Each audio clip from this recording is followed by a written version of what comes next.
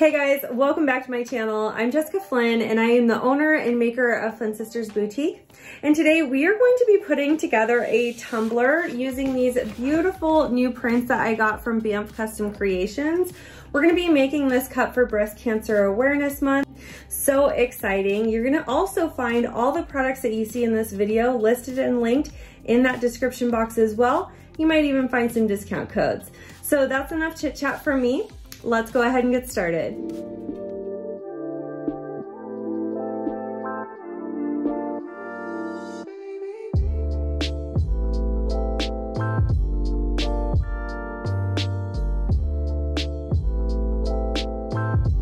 All right, you guys, so as usual, I'm starting with a fully prepped and sanded cup that I've already spray painted using a flat white spray paint.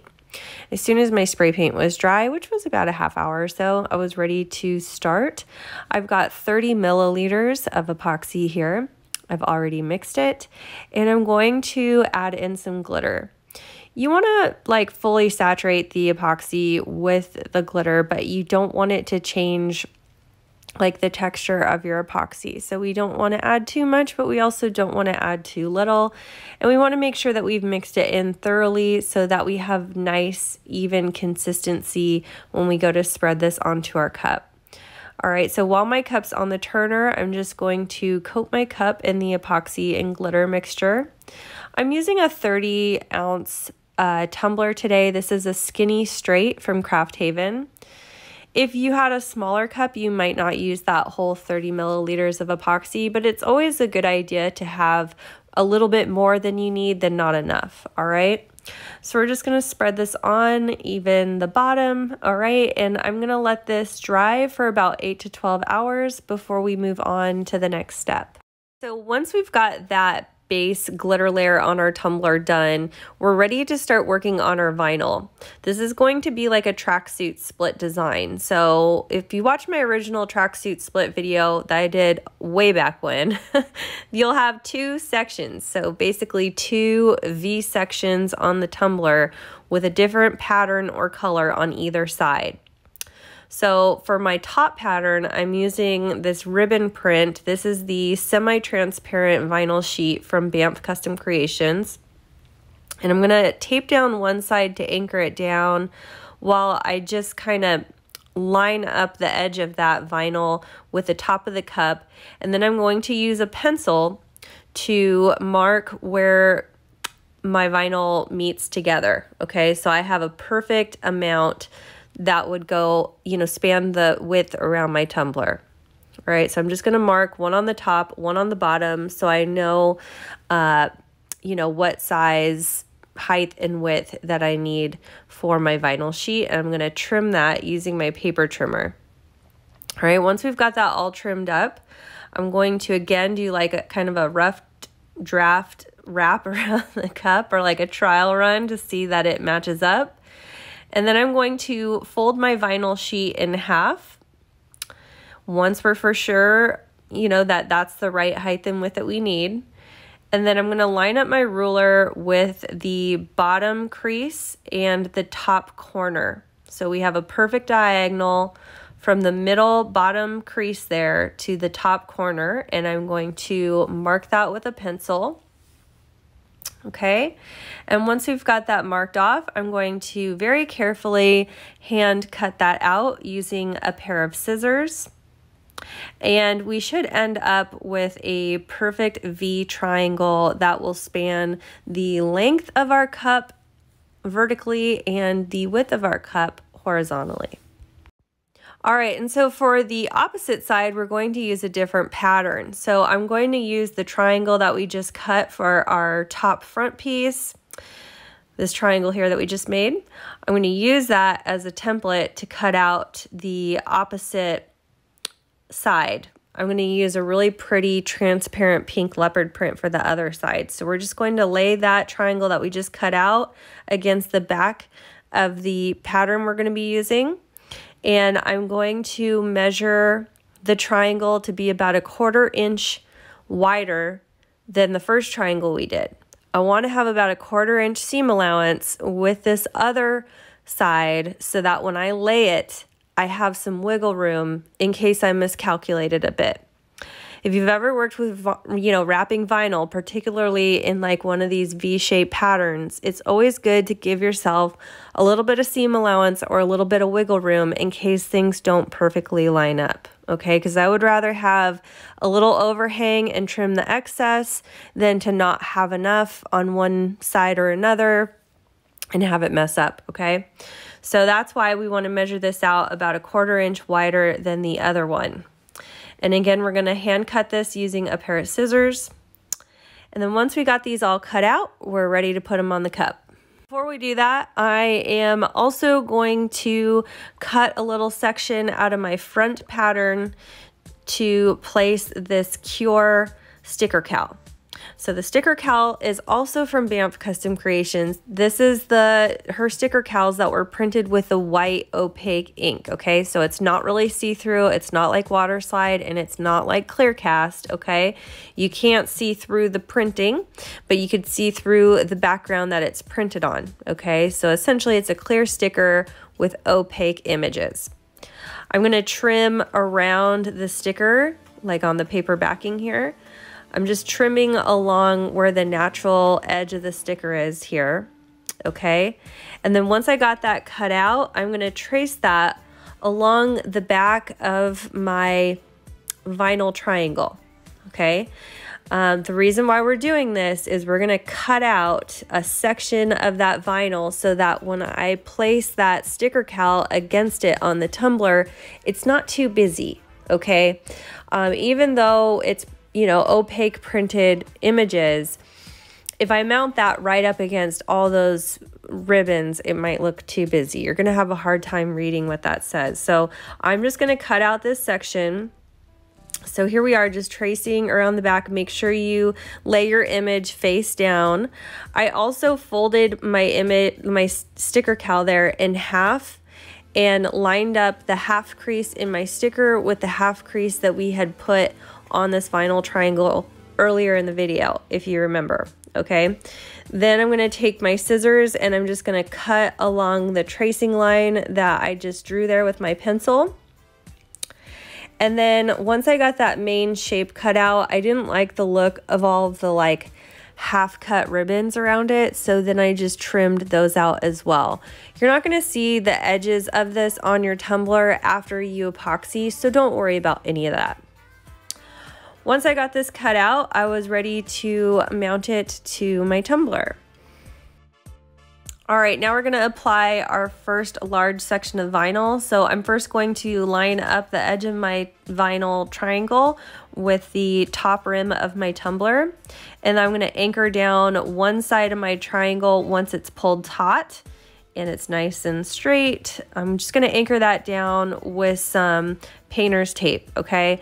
I want to give myself some time to make sure everything lines up nicely.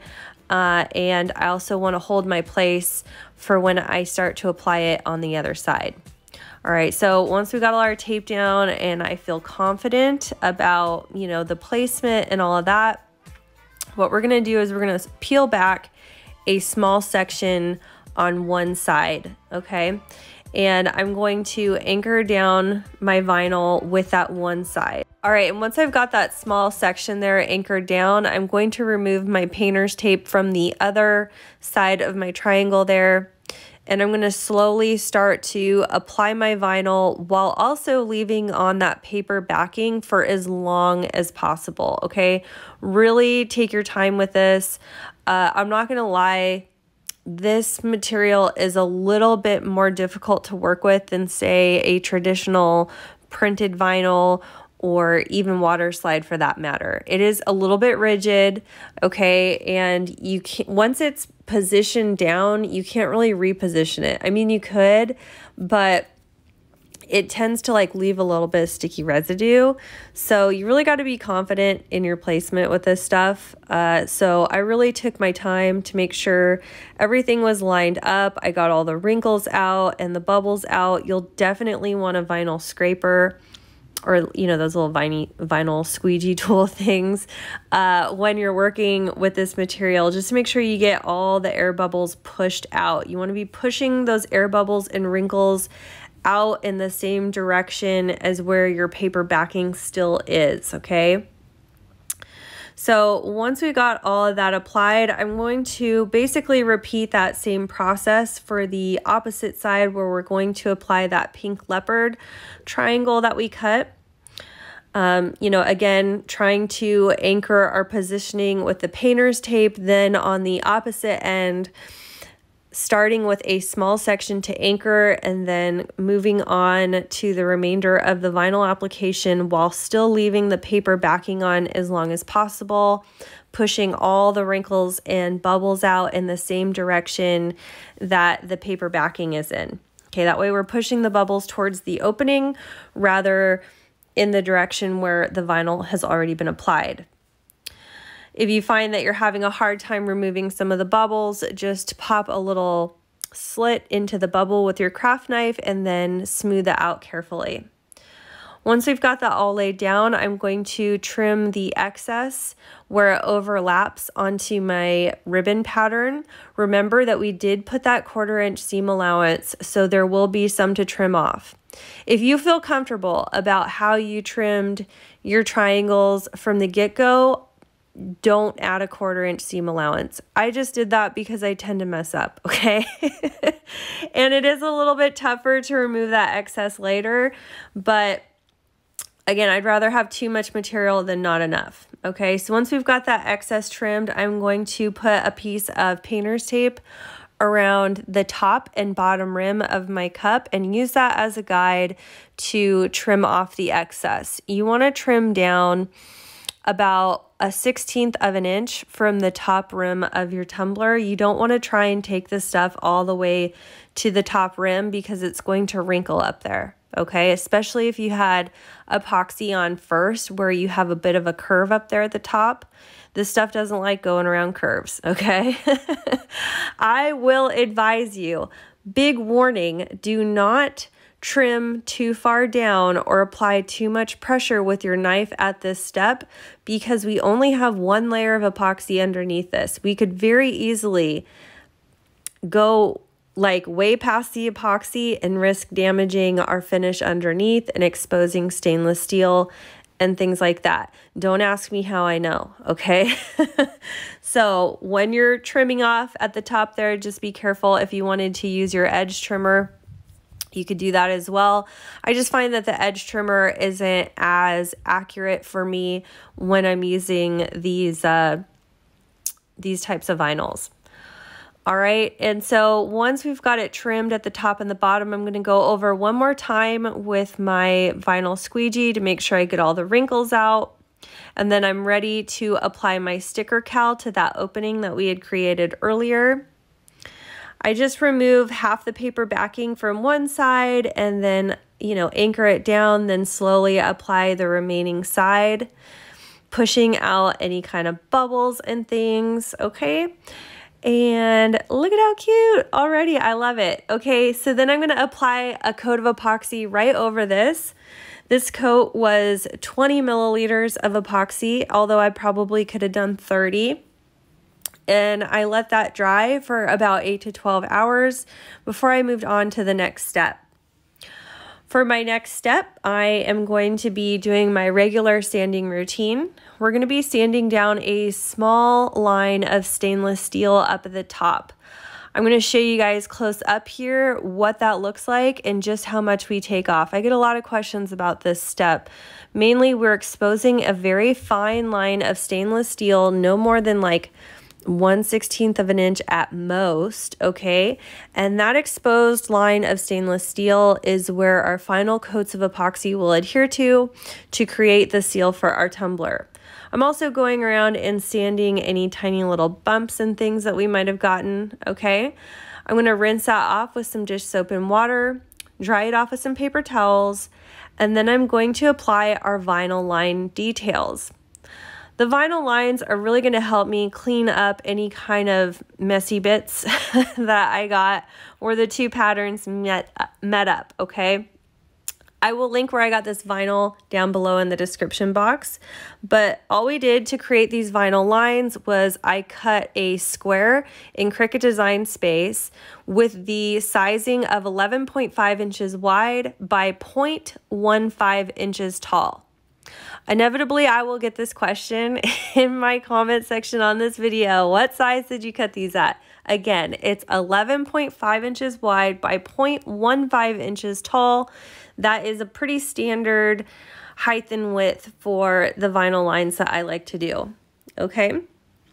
And I'm just hand laying these right up against the line where both patterns meet up, and then I'm trimming them to a point at either end. And the mitering on those points will always look a little different depending on the angle of your design, but just be careful with your craft knife there and get a nice sharp edge. I didn't show this on camera because I changed my mind at the last minute, but I did put a third strip of vinyl around that bottom edge of the leopard print there, around the bottom of the cup, just to clean that up a little bit. I didn't do the best job trimming the bottom of that leopard vinyl, so it really helped to just kind of clean everything up. You'll see what I mean here in the next clip. See, I did put a strip of vinyl down there at the bottom. I think it looks so much better. All right, so we're gonna seal our vinyl with some Quick Coat from counterculturediy.com. Again, this is Quick Coat from counterculturediy.com. This is a water-based urethane sealer that's going to seal the edge of our vinyl so we don't get any epoxy bubbling up our vinyl. It's also going to help seal the surface of our epoxy from any like contaminants and things that might prevent us from getting a really smooth final coat, okay? So I do apply this to my whole tumbler using just a silicone brush. This is the pink one that came in the Flynn and Peachy palette this month. Super cute. Okay, and this Quick Coat is going to dry for about 30 to 45 minutes.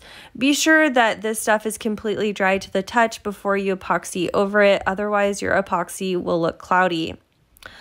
All right, now that that's dry, I've got 30 milliliters of epoxy here.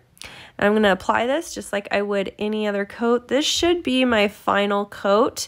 And that's it. Like, we're done. So pretty simple and easy design. I know it sounds a lot more complicated than it really is. I think doing it with these vinyls was a whole lot easier than all the taping off and glittering that we did with my first tracksuit video, which I will link in the description box if you want to watch that. That is a classic from well over a year ago. I absolutely love that design. All right, and I am going to be donating this tumbler to the great folks over at the Bowen. They've got some fundraiser stuff going on in their group this month to raise money for breast cancer awareness, which is so amazing. I love those guys. All right, so I was really proud to put this together for them. I really hope you guys enjoyed this tutorial. Let me know what you thought in the comments, and if you liked my video, please be sure to give us a big thumbs up, and if you haven't already, please subscribe to my channel. We do upload new videos every Wednesday and Saturday. Thanks so much for watching, and we'll see you soon.